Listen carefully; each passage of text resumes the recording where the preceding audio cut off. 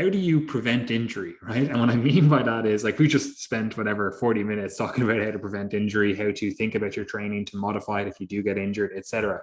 But is it as simple as saying to prevent injury? And the reason I'm thinking about this is because, if you go to, I don't know, rugby or, any field sport, they'll say, oh, you need to do your gym work because it helps prevent injury, right?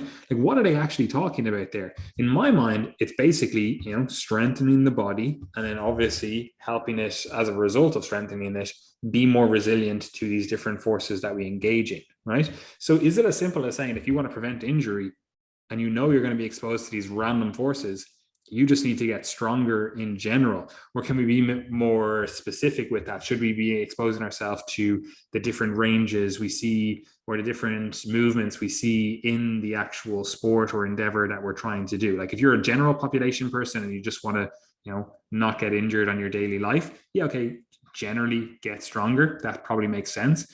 But if we're a sporting athlete, whatever the sport is, to get stronger, do we forego these, generic strengthening exercises, and do we focus on, like, I don't know, you see you're a golfer or something and you're on the cable and you're just doing like wood choppers or something? Like, what's the story here? Like, how do we, what does it mean? First of all, is it as simple as just getting stronger? That'll help you prevent injury. And then what does that actually look like for the general population and then an actual, like, athlete?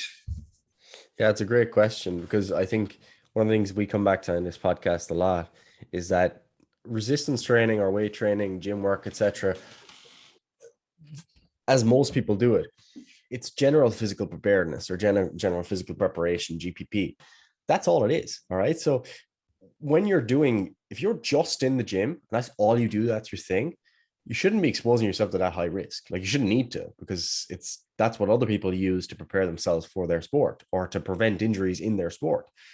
Now, the question that you ask is more specific to those who are not just doing the gym. So you're doing the gym for a certain purpose. So for example, golf or jiu-jitsu is an easy example because we do it. Like, I think a good example of this actually would be one of the things I kind of started doing more recently. Now, I'm not super consistent with it, is just neck strengthening work. Okay. I don't have I've got a kind of a bit of a long, skinny neck, it's not great. Get guillotined a lot as a result, leave my head out, get it pulled off. So there's all, and in jiu-jitsu and grappling, there's always a risk of neck injury and neck pain is one of the things that becomes a limiting factor for many grapplers. Now, that's not a risk that I would have ever considered myself to be exposed to in the past. So that was a zero consideration before I started doing grappling. Other than maybe wanting a thick neck, basically very little reason to no reason for me to be spending loads of time in neck strengthening. Okay. But for grappling, there actually is. So in this case, there's a specific requirement for the sport, a specific risk of injury in the sport, and there's specific exercises that we can do to potentially mitigate that risk. Again, it's not guaranteed, but we can certainly reduce the risk by getting stronger. That same thing would not apply to the general population. So that's an example of something that's quite specific in a given sport. Other examples would be, for example, field sports. Hamstrings, super common. Hamstring strains, very, very common. Same in sprinters, anyone who's running, really. So again, hamstring strengthening, really important. Okay. Doing maybe heavy eccentrics, doing the length and range, etc. Exposing yourself to the positions in which you're likely to get injured. And that's kind of an overarching principle that I apply to rehab, or you might call it prehab in this case, where what you're trying to do is expose your body to as many stressors as possible, particularly those that they're going to experience in the activities that you're concerned with. So if it's grappling, you might be concerned about getting stacked on your neck or getting guillotined or getting neck cranked, etc. If it's field sport, it might be that you overstretch on a landing, or you're changing direction quickly, or you jump up and you land awkwardly, something like that.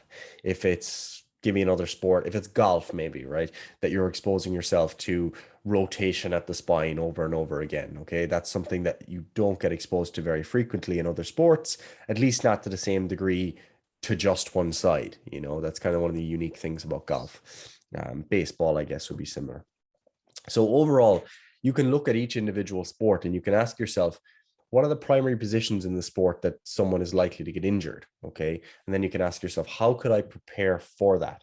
So for example, in golf, it might be that, working on trunk rotation strength is actually something that's really beneficial. You're not going to find much research on that, to be honest, because it's such a specific question, but it's something that you could make the case for, that you might want to prepare someone for that. In jiu-jitsu, grappling, again, neck strengthening might be something that's important.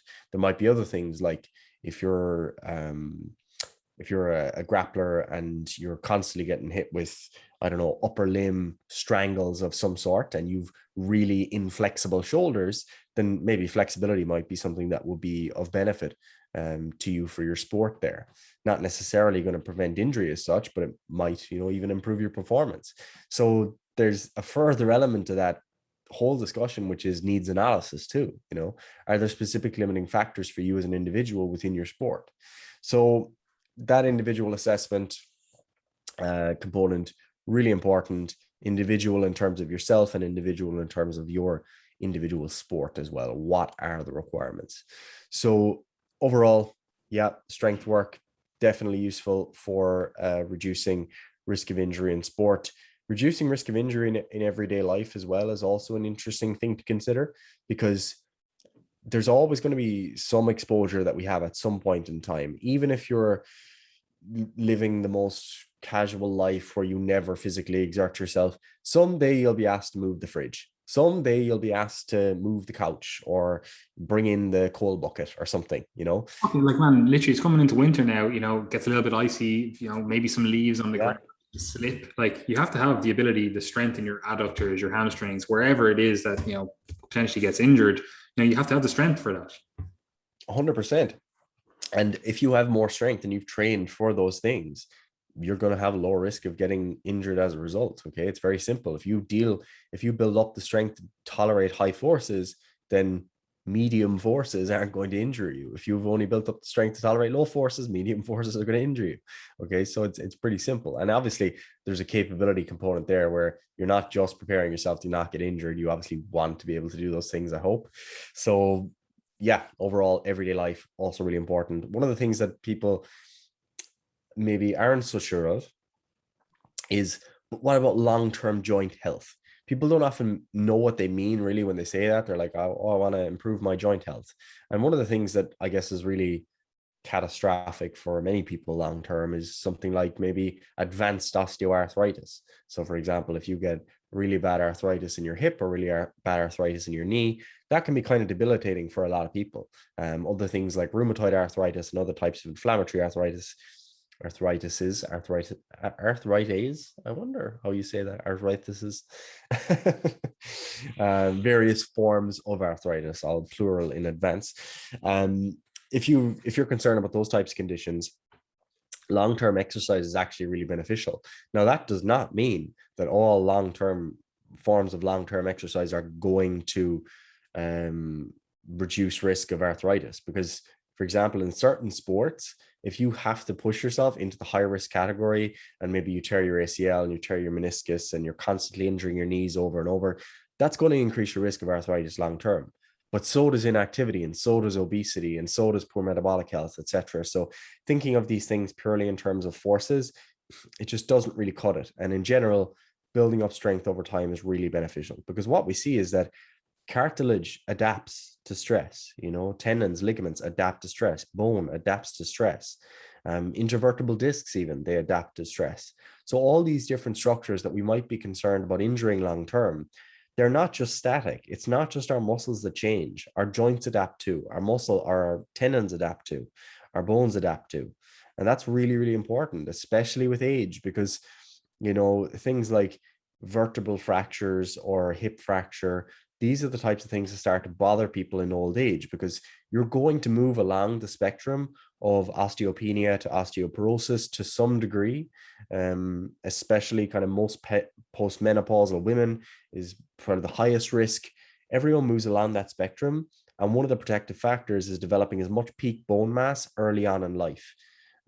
So one of the things that does that is weight training and exercise in general. So yeah, exercise for long-term joint health, a net protective factor, but with some degree of risk as well, especially if you're doing like parkour or something,